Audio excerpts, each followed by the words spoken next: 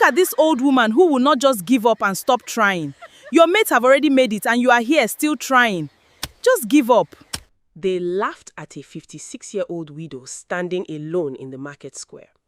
They laughed so hard that some of them had to hold their stomachs. And 3 weeks later, that same woman would humiliate every single person who laughed in front of the whole town. If you want to know exactly how she did it, stay with me till the end because this story has a twist you will not see coming. And before we start, if you enjoy stories like this, hit that subscribe button now because what happens next will shock you. Her name was Nneka Adaobi, 56 years old, a widow for exactly 1 year, 4 months, and 2 days. She counted every single one of them. She lived in a small town called Umoji, tucked between red earth roads and palm trees. The kind of town where everybody knew everybody's business before the person even finished living it. Nneka had buried her husband, Emeka, on a rainy Thursday.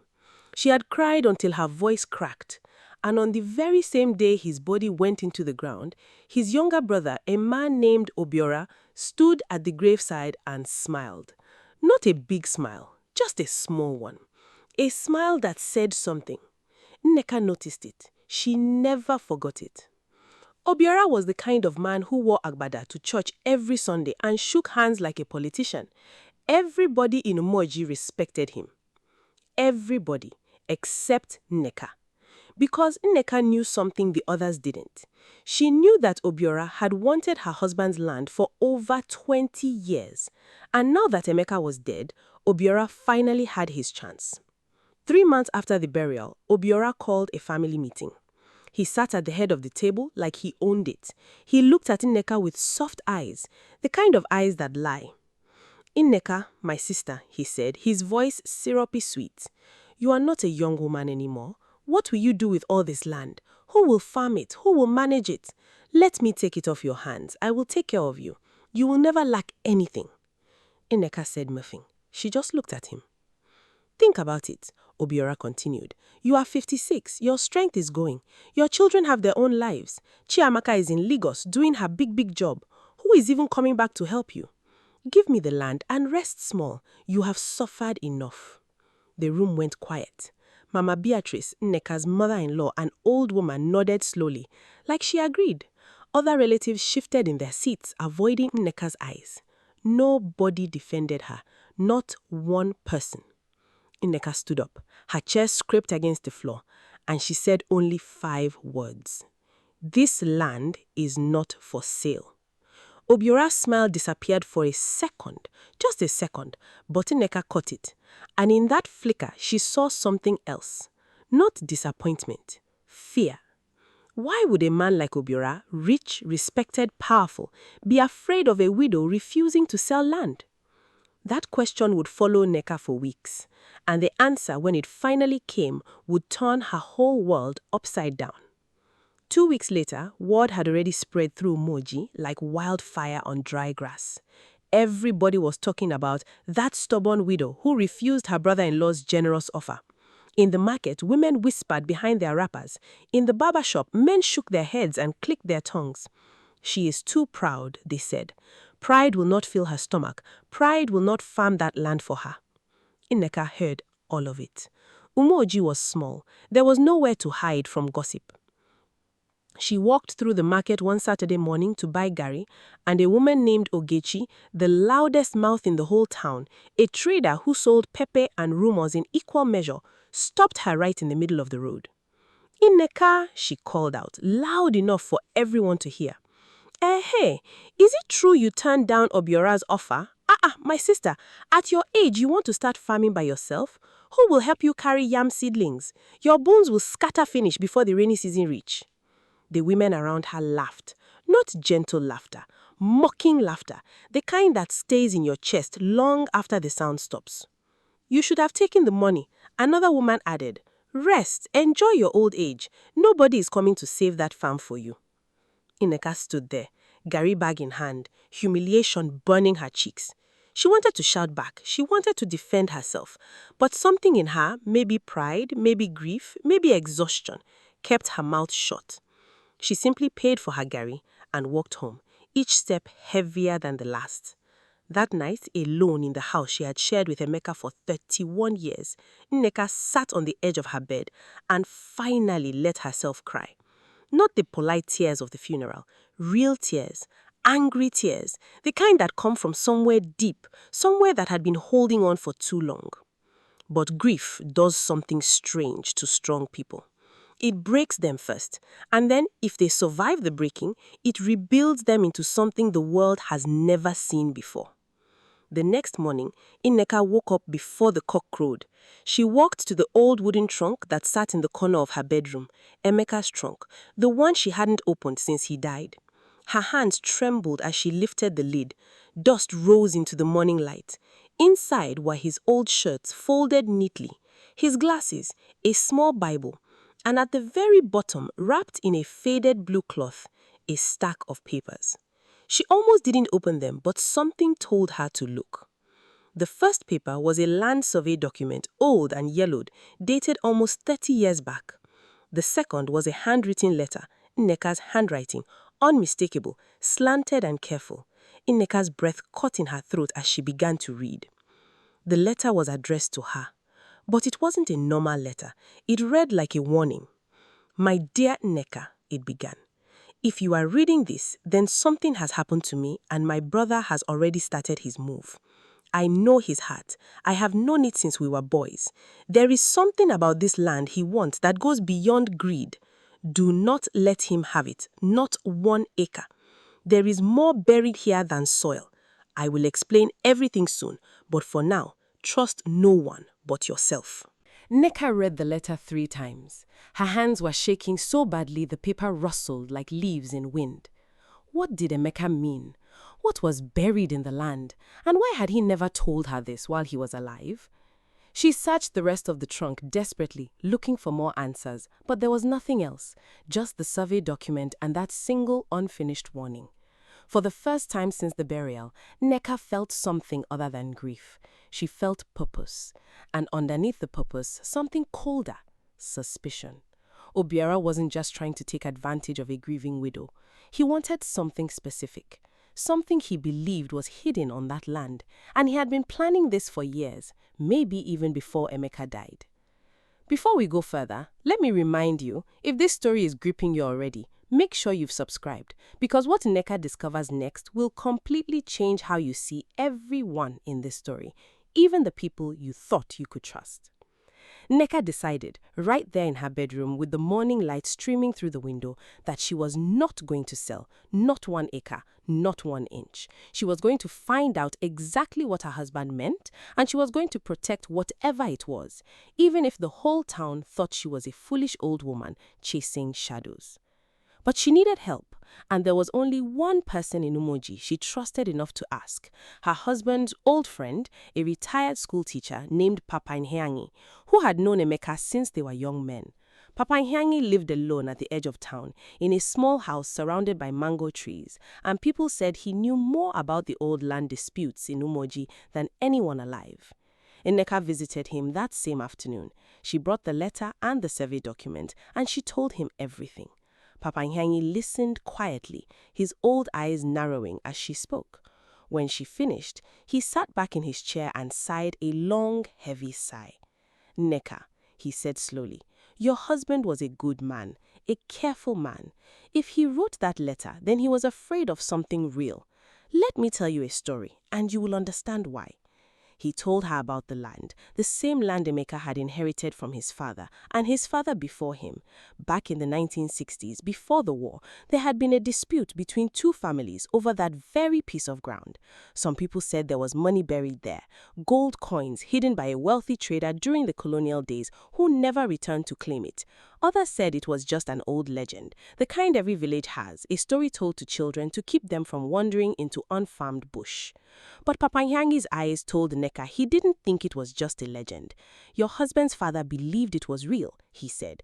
"He spent years searching quietly, never telling anyone, not even his own sons, until much later, Obiara found out. I remember because Emeka told me himself many years ago that his brother had once tried to dig on the land at night without permission, and their father caught him and beat him for it.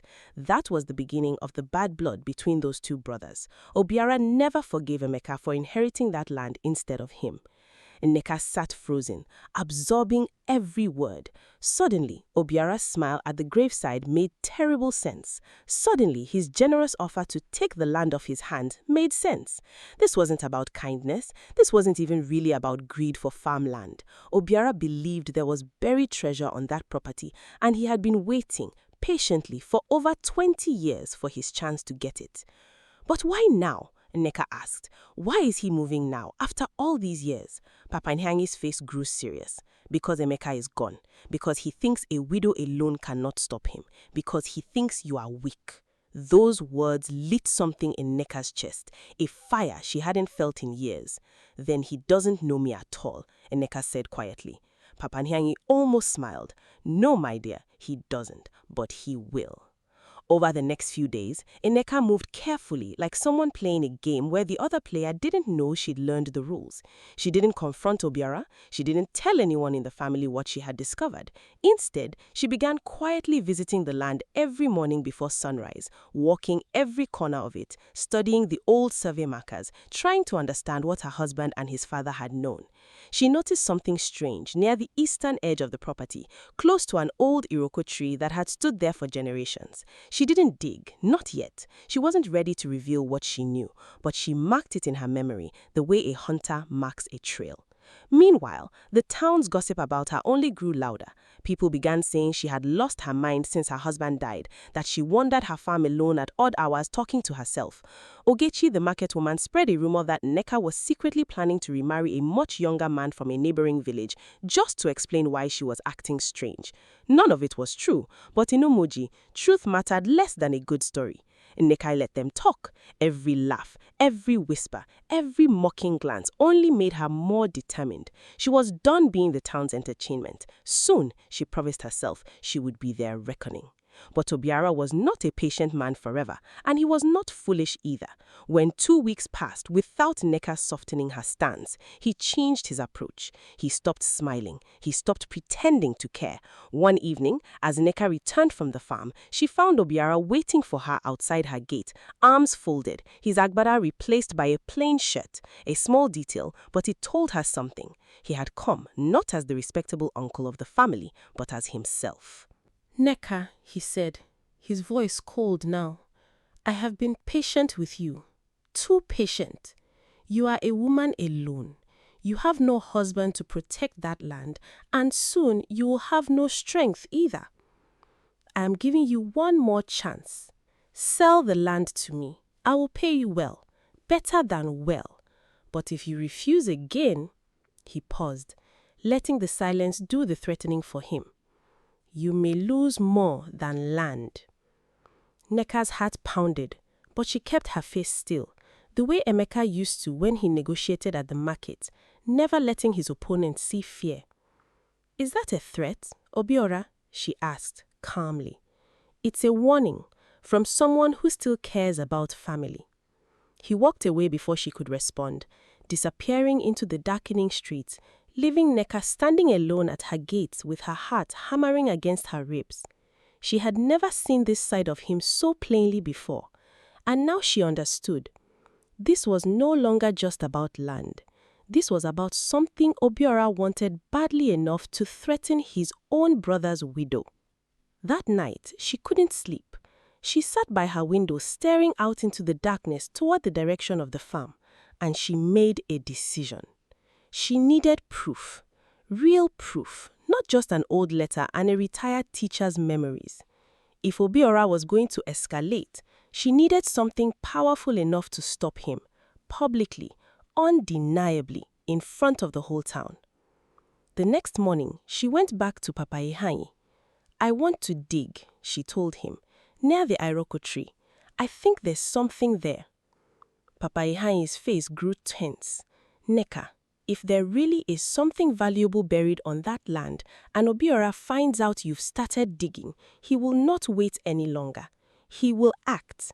Are you prepared for that? Nneka's heart pounded, but she kept her face still, the way Emeka used to when he negotiated at the market, never letting his opponent see fear. "I've been prepared my whole life," she said. "I just didn't know it yet." That night is when the story took its first real turn, the one you didn't see coming. Nneka didn't dig alone. She couldn't. Digging near an ancestral tree, especially at night, was the kind of thing that could get a woman labeled a witch in a town like Umoji if the wrong person saw her. She needed someone she could completely trust, someone with strength, someone with reason to keep the secret. She thought of her daughter, Chiamaka, living in Lagos, working some big corporate job Nneka barely understood. They hadn't spoken properly in months, not since a small argument after the burial, when Chiamaka had gently suggested Nneka consider selling some land to ease her financial burden. Nneka had taken it as betrayal at the time. Now, with new eyes, she realized Chiamaka had only been trying to help, not knowing the danger hidden underneath that suggestion. Nneka picked up her old phone and called her daughter for the first time in 6 weeks. "Mama," Chiamaka's voice was surprised, cautious. "Is everything all right?" "No," Nneka said honestly. "Nothing is all right, but I need your help, and I need you to trust me even if what I tell you sounds impossible." She told Chiamaka everything: the letter, the land documents, Papa Ihanyi's story, Obiora's visit to Lagos. Piece by piece, a picture was beginning to form, and it was darker than either of them had imagined. "Mama," Chiamaka said carefully, "I think we need to know exactly how Papa died. I think we need to talk to Dr. Nafo." Dr. Nafo was the town's aging clinic doctor, the man who had treated Emeka in his final days. Nneka hadn't questioned his diagnosis at the time. Grief doesn't leave room for suspicion. But now she needed answers. This is exactly the kind of twist I promised you at the beginning. And if you're just as shocked as Nneka was right now, drop a comment and let me know.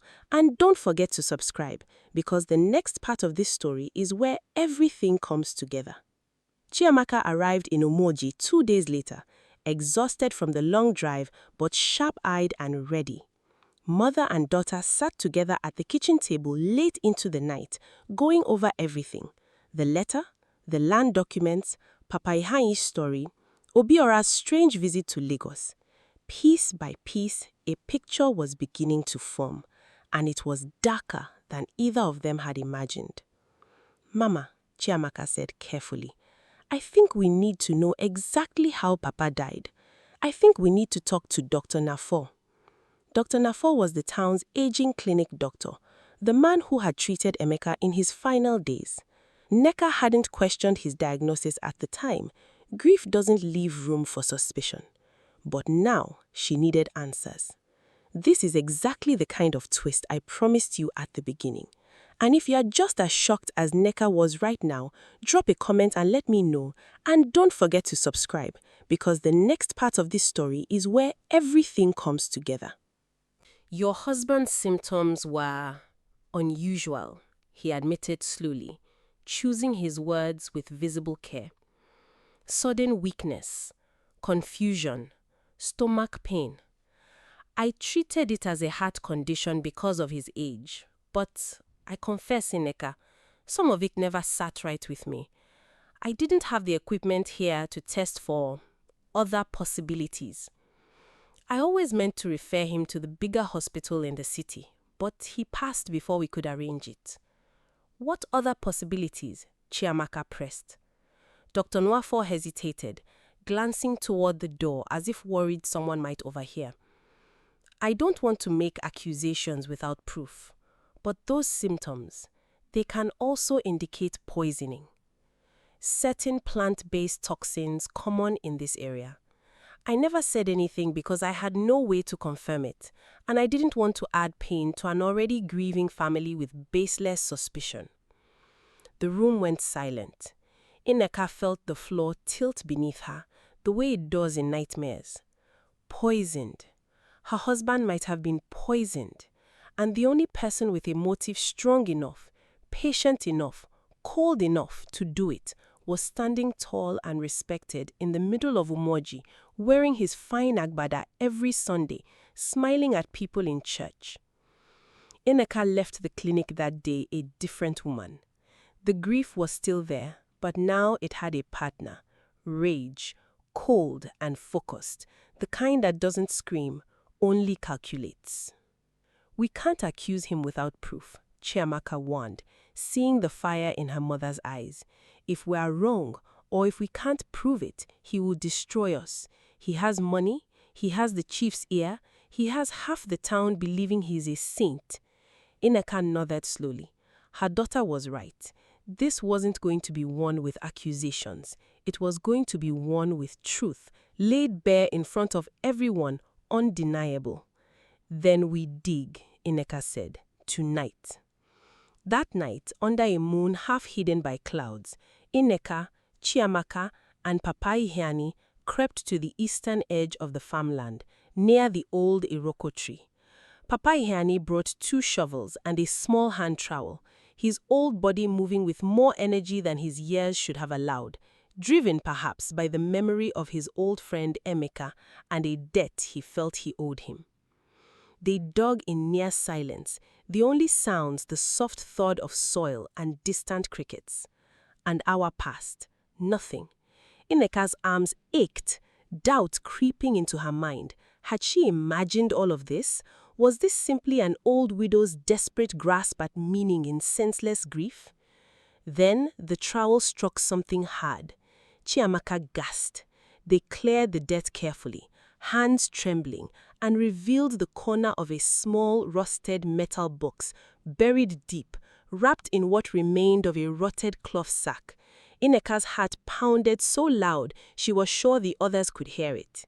They pried the box open.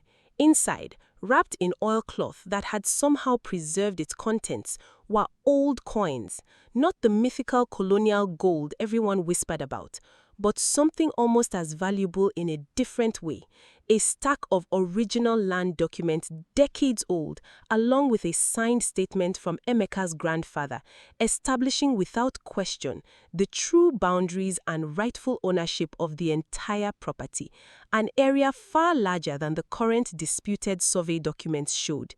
It also included something else Nneka hadn't expected, a separate folded paper, naming in old but clear handwriting that a section of neighboring land, currently occupied and farmed by none other than Obiora himself, was mistakenly absorbed into his property decades ago and never legally his to begin with. It rightfully belonged to Emeka's side of the family. Nneka sat back on her heels in the dirt, stunned. This wasn't just about hidden treasure or a grudge between brothers. Obiora wasn't trying to steal imaginary gold. He was trying to prevent the truth from surfacing, a truth that would strip him of land he had farmed and profited for over 20 years, land that was never rightfully his.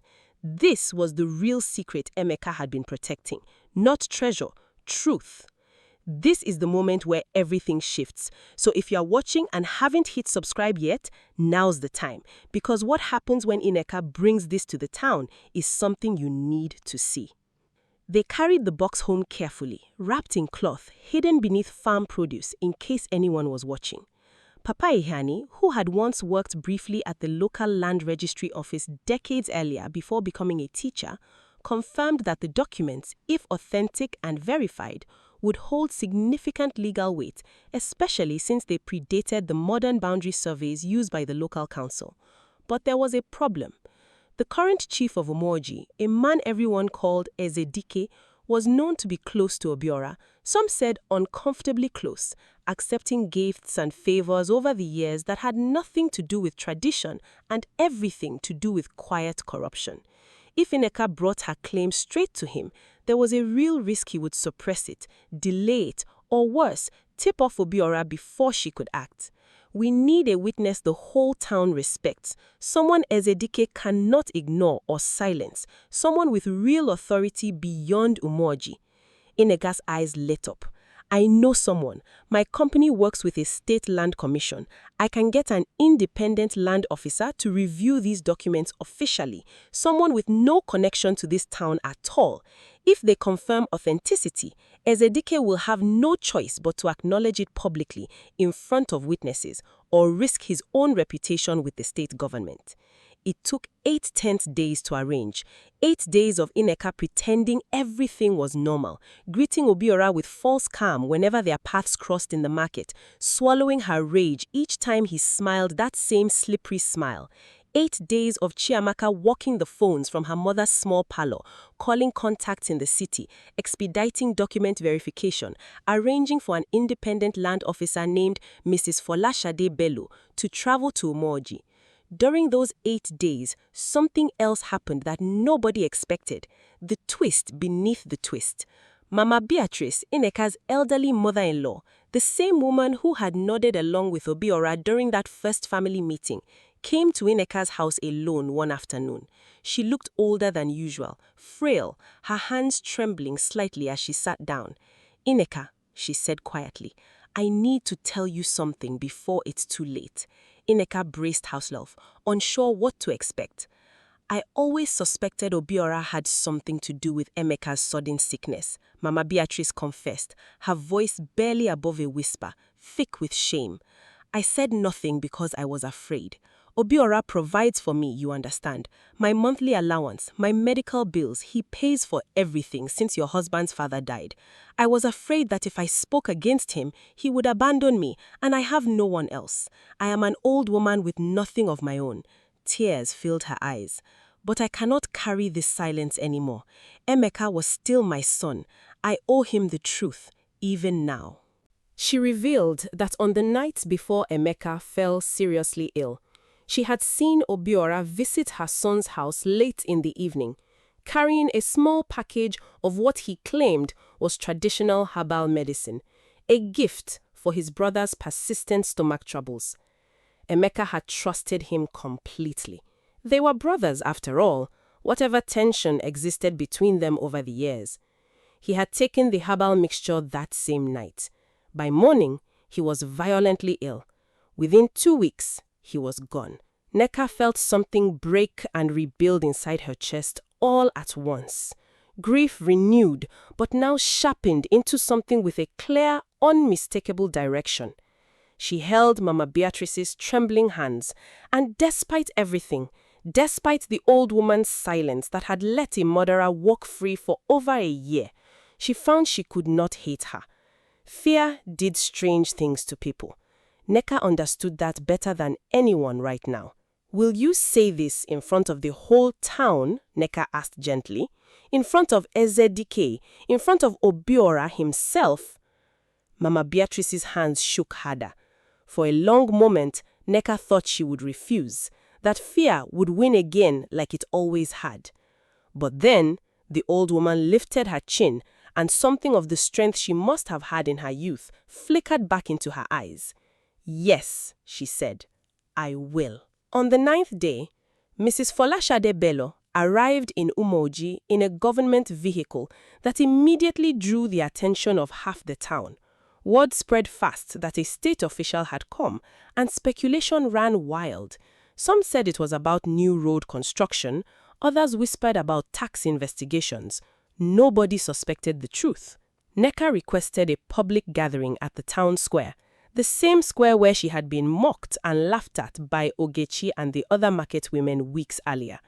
She stood before Ezedike's palace, flanked by Chiamaka, Papa Ihianin, and to everyone's shock, Mama Beatrice, who normally never left her house without Obiora's assistance. The town gathered, curious murmurings rippling through the crowd. Ogechi was there, of course, front and center, already whispering theories to the women beside her. Obiora arrived last, dressed in his finest agbada, confident, unaware that the ground was about to shift beneath him. "Nneka," he said smoothly, loud enough for the crowd to hear, playing his role of the concerned family patriarch perfectly. "Nneka, what is all this? Calling the whole town together, bringing government officials. Have you finally come to your senses about the land?" Nneka stepped forward, her voice steady despite her racing heart. "Obiora, I have come to give the town the truth, all of it." She nodded to Mrs. Folashade Bello, who stepped forward with a folder of verified documents. In clear official language, she confirmed to the gathered crowd and to Ezedike directly that the land documents recovered were authentic, verified against state archives, and that they proved beyond dispute that a significant portion of land currently farmed and profited from by Obiora had never legally belonged to Nneka. It belonged to Emeka's family line and by inheritance now to Nneka and her children. Gasps rippled through the crowd. Obiora's face went pale, then hardened into anger. He shouted, "This is a fabrication, forged documents from a desperate widow trying to steal from her own family." "Then explain," Nneka said calmly, "why you offered to buy this exact land from me urgently within months of my husband's death, when for over 20 years before that, you never once expressed interest in farming it yourself." Obiora had no answer. His silence spoke louder than any confession. Then Mama Beatrice stepped forward, her voice shaking but clear enough for the whole square to hear. She told them everything: the herbal package, the late-night visit, Emeka's sudden illness the very next morning. The crowd erupted into stunned murmurs, then outrage. Ogechi, who had mocked Nneka just weeks before, stood frozen, her mouth hanging open, the loudest voice in Umoji finally silenced. Ezedike, cornered now in front of a state official and his entire town, had no choice but to act. Whatever quiet arrangement he'd maintained with Obiora over the years could not survive this level of public exposure. He ordered an immediate investigation into Emeka's death, formally recognized the authenticity of the recovered land documents, and stripped Obiora of his claim to the disputed farmland on the spot, pending full legal proceedings. Obiora didn't wait for the police to arrive. In the chaos and shouting that followed, he pushed through the crowd and fled toward the Dosh Road leading out of town. He was arrested 2 days later in a neighboring state, trying to board a bus toward the border. The subsequent investigation, using both Mama Beatrice's testimony and toxicology reports, finally ordered on tissue samples preserved from Emeka's original burial preparation, confirmed what everyone in Umoji now believed: Nneka Adaobi had been poisoned by his own brother. Now, before I tell you how it all ended for Nneka, let me just say, if this story has kept you glued like I promised at the beginning, this is exactly the kind of storytelling you'll find more of on this channel. So go ahead and subscribe right now, because the ending of this story is even more powerful than everything you have heard so far. The months that followed were not easy ones. A criminal trial is never simple, and grief mixed with justice is a strange, heavy thing to carry. But Nneka faced it all with a steadiness that surprised even herself.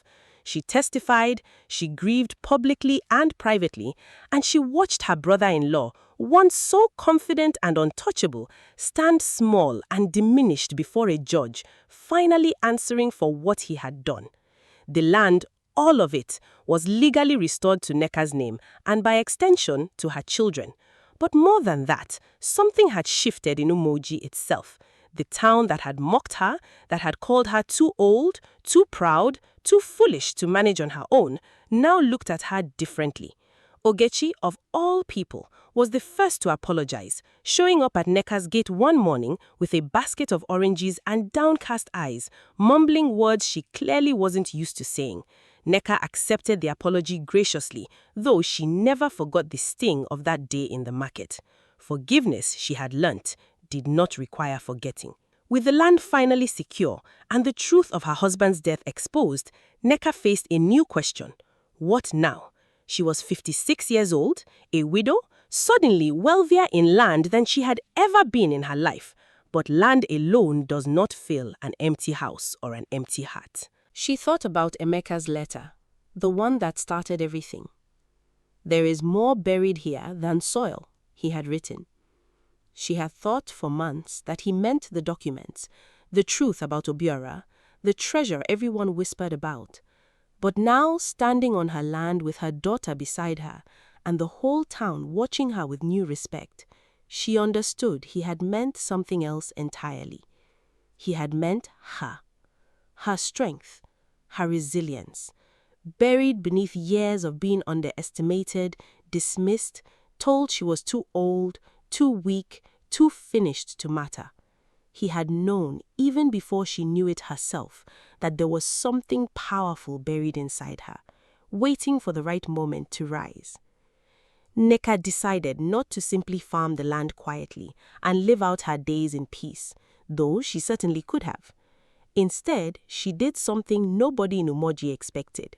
She turned the largest portion of the newly recovered farmland into a training center for widows, women just like her who had been dismissed, cheated, underestimated after losing their husbands. She used part of the money from selling excess farmland to fund small business grants, teaching other widows how to farm, how to trade, how to read land documents so they could never be tricked the way she almost was. Papayani, now in his old age finding new purpose, volunteered to teach literacy classes for the women who had never learned to read contracts or letters. Chiamaka, moved by everything she had witnessed, began splitting her time between Lagos and Amuke, eventually helping her mother formalize the project into a proper community foundation, one that within 2 years had helped over 60 widows across 3 neighboring towns start their own small businesses. Mama Beatrice, free finally from the fear that had silenced her for so long, moved in with Nneka. The two women, once separated by an uncomfortable in-law relationship and years of quiet tension, became unlikely companions, often seen together at the community center, Mama Beatrice teaching younger women traditional weaving techniques she hadn't practiced in decades. A year after that day in the town square, Umoji held its annual harvest festival, the biggest celebration in the community's calendar. And for the first time in the town's history, they added a new tradition to the festival, an award voted on by the townspeople themselves called the Iron Woman of Umoji, given to the woman who best embodied resilience and strength in the face of hardship. It should surprise no one that the very first recipient of that award was Nneka Adaobi, the same woman who just over a year earlier had stood humiliated in the market square while an entire town laughed at her. When Eze Dike called her name and asked her to speak, Nneka walked slowly to the front, dressed simply, no fine jewelry, no elaborate wrapper, just herself. She looked out at the crowd, the same crowd that had once whispered about her sanity, the same women who had once told her to rest and accept defeat. "A year ago," she began, her voice carrying clearly across the square, "many of you stood right here and told me I was too old to start over. You told me to accept help I didn't need, to give up land that was rightfully mine, to sit quietly and let others decide my future for me."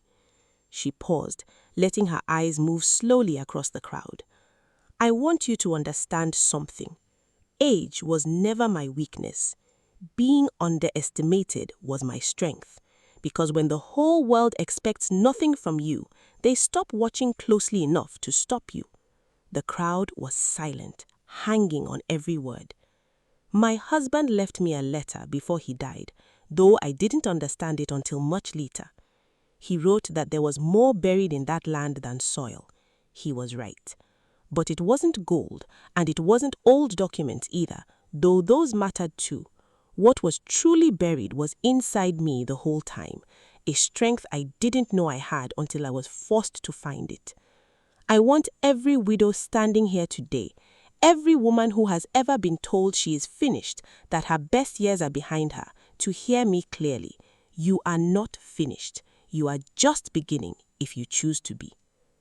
The applause that followed lasted long enough that Nneka had to wait almost a full minute before she could continue speaking.